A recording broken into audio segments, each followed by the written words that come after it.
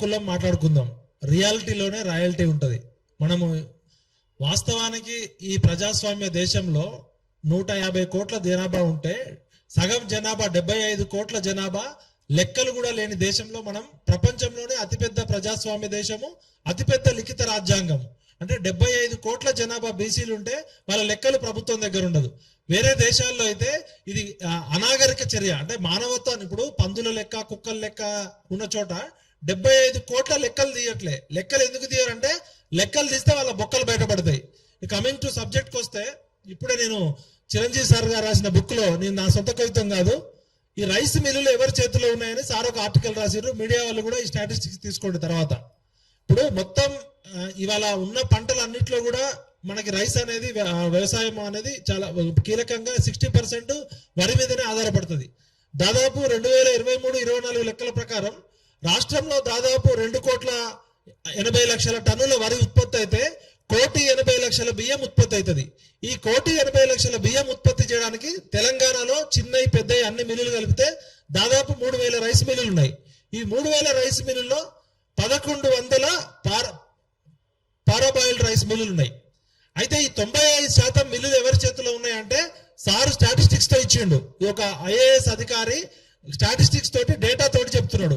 ఉదాహరణకి నేను 10 top millers పేర్లు చెప్తే, వజ్రా తేజ రైస్ మిల్ ఆలియా నల్లగొండ వైశ్యులు, Lakshmi Srinivasa rice mill Miryalaguda Ramachandra Reddy garu Reddy, Mahateja rice mill Miryalaguda Reddy, Gayatri rice mill Devender Reddy Reddy, Suryateja rice mill Muralimohan Jaini Jaini వైశ్యులు, Mahaveera rice mill Marwadi Rakesh Kumar Garg, KCP rice industries Nizamabad Shravan Kumar వైశ్యులు, Aishwarya rice mill Hayat Nagar Marwadi Manish Goyal, Maharshi rice mill Miryalaguda వైశ్యులు శ్రీనివాస్ గడిపాటి, సౌభాగ్య రైస్ మిల్ కోదాడ కమ్మ వడ్లమూడు గోపాల్ నాయుడు. 3,000 రైస్ మిల్లులు ఉంటే 95% రైస్ మిల్లులు రెడ్లు, వైశ్యులు, కమ్మలు, అగ్రవర్ణాల చేతిలో, వెలమల చేతిలో ఉన్నాయి. ఎక్కడో చిన్న రైస్ మిల్లులు ఎవరు తప్పు చేసినా తప్పే. నేను ఒక జర్నలిస్ట్ గా న్యాయాన్ని, చట్టాన్ని గౌరవించేవాడిగా చెప్తున్నా. ఒకవేళ వట్టా జానా యాదవ్ చేసింది నేరం అయితే, ఆయన అక్రమం చేస్తే, మరి ఈ 95% అగ్రకులాలు, రెడ్లు, వెలమలు, వైశ్యులు, కమ్మలు, కాపులు చేసిన రైస్ మిల్లుల్లో ఈ స్కామ్ విలువ దాదాపు 14,000 కోట్లని ఉత్తమ్ కుమార్ రెడ్డి గారు చెప్తున్నారు. నా పక్కన ఉన్న చంద్రరాములు అంటుండో, అన్న ప్రభుత్వం చెప్పేది 14,000 కోట్లు, 40,000 కోట్ల స్కామ్ అంటున్నాడు. స్వయంగా సివిల్ సప్లై శాఖ మంత్రి ఉత్తమ్ కుమార్ రెడ్డి గారు, మీరు నాకు మంచి మిత్రులు, మీరే ఒప్పుకుంటున్నారు. బాబు డిస్టర్బెన్స్ చేయకుండా, 14,000 కోట్ల స్కామ్ జరిగింది, దీనిలో 7,000 కోట్ల స్కామ్ రికవరీ చేసినాము, ఇంకా 7,000 కోట్లు మేము చేయలేదని సిగ్గు లేకుండా చెప్తున్నారు.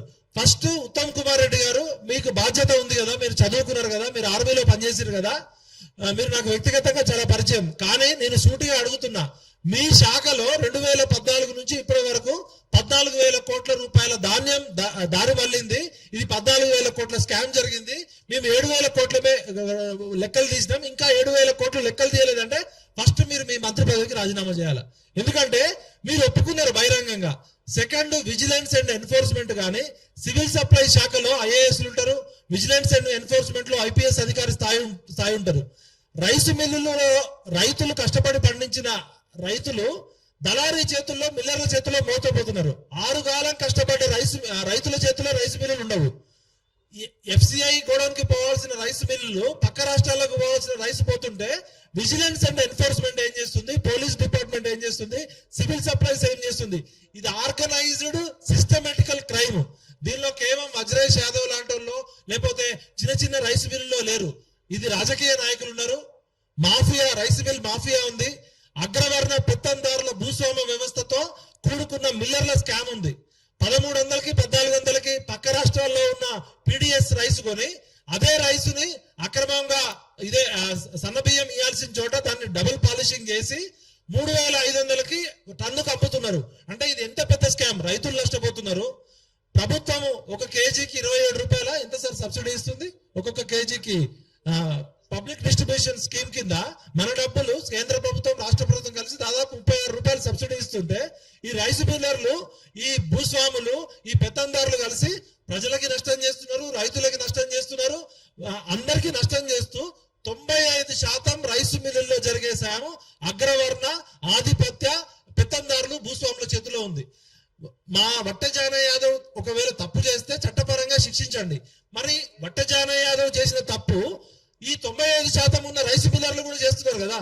చట్టం కొంతమందికే చుట్టమా? వట్టజాన యాదవ్ తప్పు చేస్తే చట్ట ప్రకారం న్యాయ ప్రకారం ఆయన మీద కేసులు పెట్టండి, తీసుకోండి. ఆయన కొడుకు మీద, ఆయన భార్య మీద, ఆయన బంధువుల మీద వేధింపులు చేయడం అంటే బిడ్డ గుర్తుపెట్టుకొని చెప్తున్నా, నల్లగొండ జిల్లా పేరు రెడ్ల జిల్లా పెట్టుకోండి. మీరు 90% ఎస్సీ ఎస్టీ బీసీలు ఉన్న జిల్లాలో ఈ 75-80 సంవత్సరాల స్వతంత్ర భారతదేశంలో వార్డు మెంబర్ నుంచి పార్లమెంటు సభ్యుడి దాకా ఎల్రెడ్డి, మల్రెడ్డి, పిచ్చిరెడ్డి, అజ్రెడ్డి, మీకేమన్నా ప్రజాస్వామ్యం మీద నమ్మకం ఉంటే మీరు మాట్లాడే రాహుల్ గాంధీ రాజ్యాంగం పట్టుకొని తిరుగుతున్నారు కదా. Mister Rahul Gandhi, we are shame on you. One side you are telling constitution and democracy, social justice. One side you are distributing all portfolios and important nominated post దగ్గర నుంచి తీసుకుంటే ఇది రెడ్ల ప్రభుత్వమా? రేవంత్ రెడ్డి గారు, మీరు బహిరంగంగా ప్రజాస్వామ్యాన్ని కూని చేస్తున్నారు. మీకు నిజంగా ప్రజాస్వామ్యం మీద గౌరవం ఉంటే, భారత రాజ్యాంగం మీద గౌరవం ఉంటే, ఎవరు తప్పు చేసినా కూడా ఒకటే శిక్ష ఉండాలి. ఇక్కడ నోరు లేని మా యాదవ్ బిడ్డ వట్టజాన యాదవ్ మీద కేసులు పెడుతున్నారు. 70 కేసులు పెట్టారు. మరి నిజంగా ఆయన ఒక్కడే తప్పు చేస్తే ఆయనకి చట్టపరంగా శిక్షించండి. మరి పెద్ద పెద్ద రెడ్లు, భూస్వాములు, అగ్రకులాలు చేస్తే మీకు తప్పని కలిపేది. అంటే నోరు కర్రు నోడిదే బర్రే, నోరు నోడిదే రాజ్యం అన్నట్టు చేస్తున్నారు.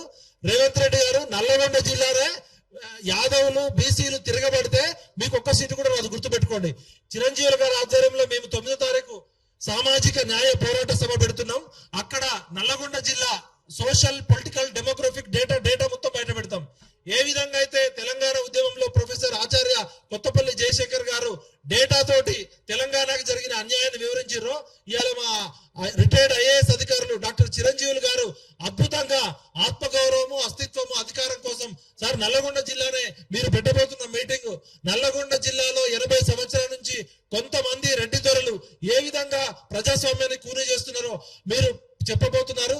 మీకు హృదయపూర్వక అభినందనలు. నల్లగొండ సభకి పెద్ద ఎత్తున రండి. నల్లగొండలో ఉన్న ప్రతి ఒక్క ఎస్సీ, ఎస్టీ, బీసీ, అగ్రవర్ణ పేదల్లో ప్రజాస్వామ్యం మీద నమ్మకం. 80 సంవత్సరాలు మీరు తిన్నది చాలు, తిరిగి ఇచ్చేయాల్సిందే. లేకపోతే మీ గడిలను కూలగొడతాం. వజ్రేష్ యాదవ్ ని, కుటుంబాన్ని ఇట్లనే కావాలని మీరు కక్షపూరితంగా వేధిస్తే, ఆయన తప్పు చేస్తే చట్టపరంగా చర్యలు తీసుకోండి. మీ రెస్పెక్ట్ కాన్స్టిట్యూషన్, మీ రెస్పెక్ట్ లా.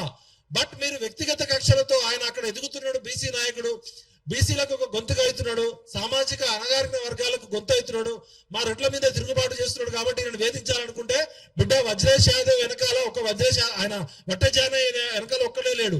మొత్తం సామాజిక తెలంగాణ కోరుకునే అందరూ కూడా చట్ట ప్రకారం చేయమంటున్నాం. మేము చట్టాన్ని గౌరవిస్తాం. కాబట్టి నల్లగొండ జిల్లాలో కానీ, వరంగల్ జిల్లాలో కానీ, హన్మకొండ జిల్లాలో కానీ, నిజామాబాద్ జిల్లాలో రైసు మిల్లర్లు చేసి, వాళ్ళు ఏ కులమైనా ఏ వర్గమైనా రైసు మిల్లర్లు చేసింది తప్ప అయితే చట్ట ప్రకారం శిక్షించండి. సెలెక్టివ్ గవర్నెన్స్ అనేది మేము ఒప్పుకోం. డెమోక్రసీలో బలహీనంగా ఉన్న వాళ్ళని, నోరు లేని వాళ్ళని మీరు శిక్షిస్తామంటే బిడ్డ వెల్కమ్ రెడ్డి రాజ్యాన్ని పాతరేస్తాం. గుర్తుపెట్టుకోండి, ఈ రాబోయే యుగం బీసీల యుగం. సామాజిక న్యాయం అంటే కేవలం మేము రెడ్లకో, వెలమలకో, కమ్మలకో, కాపులకో వ్యతిరేకం కాదు. సామాజిక న్యాయం అంటే సమాజంలో జరిగే సంఘర్షణ, వాటాల కొట్లాట. ఎవరి వాటా వాళ్ళకి దక్కాల్సిందే, ఎవరి కోటా వాళ్ళకి దక్కాల్సిందే. మేము ఎవరికి వ్యతిరేకం కాదు. కానీ 90% ఉన్న ఎస్సీ, ఎస్టీ, బీసీలకు రావాల్సిన వాటా మీరు పందికొక్కులాగా తిన్నది చాలు. కాబట్టి ఇది అందరి తెలంగాణ కావాలి, కొందరి తెలంగాణ కాదు. పిడికడి మంది పెత్తందారుల తెలంగాణ అవుతుంది. అందరి తెలంగాణ కావాలి, ఆరోగ్య తెలంగాణ కావాలి, అభివృద్ధి తెలంగాణ కావాలి, ఆనంద తెలంగాణ కావాలి.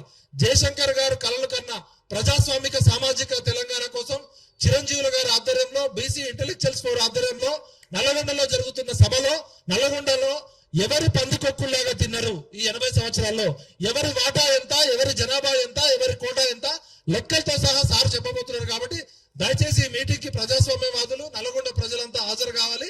అక్కడ ప్రజా కోర్టులోనే తేలుద్దాం ఎవరు నల్లగొండ జిల్లా సంపదని బొక్కి తిన్నారు, ఎన్ని ఎమ్మెల్యే సీట్లు 80 సంవత్సరాల నుంచి బొక్కి తిన్నారు దొంగతనంగా. కాబట్టి మేము ప్రజాస్వామ్యవాదులం, చట్టాన్ని గౌరవించే వాళ్ళం. బరిగీసి చెప్తున్నాం, ఇది రాబోయేది బీసీల యుగం. 60% ఉన్న బీసీలకు 6% వాటా కూడా దక్కట్లే. ప్రపంచంలోనే అతిపెద్ద నేరం ఏదన్నా ఉంటే భారతదేశంలో 150 కోట్ల మందిలో సగభాగమైన బీసీలకి లెక్కలు లేవు, వాటా లేదు, కోటా లేదు. ఇది అతిపెద్ద సమస్య, ప్రపంచంలోనే అతిపెద్ద క్రైమ్ ఇది. 75 కోట్లకు సంబంధించిన సమస్య. దయచేసి మేము ఎవరికి వ్యతిరేకం కాదు, మా బాధను అర్థం చేసుకోండి. మీరు బిర్యానీలు తినండి, బుర్జ్ ఖలీఫాలో బిల్డింగ్లు కట్టుకోండి, కానీ మాకు రావాల్సిన వాటాని చట్టపరంగా, న్యాయపరంగా, ధర్మపరంగా, రాజ్యాంగపరంగా మాకు రావాల్సిన వాటాని కోటాని కనుక ఇంకా పందికొక్కుల్లాగా మింగుతామంటే బిడ్డ మీ సీటు కింద ప్రశ్నే ప్రజాస్వామ్యానికి పునాది, ప్రశ్నే ప్రజాస్వామ్యానికి గీటురాయి. ప్రశ్న మందు పాతరై పేలిన నేల నుంచి మేము చెప్తున్నాం. జయశంకర్ సారు కలలు కన్న సామాజిక తెలంగాణ కోసం మేము ఖచ్చితంగా కొట్లాడతాం.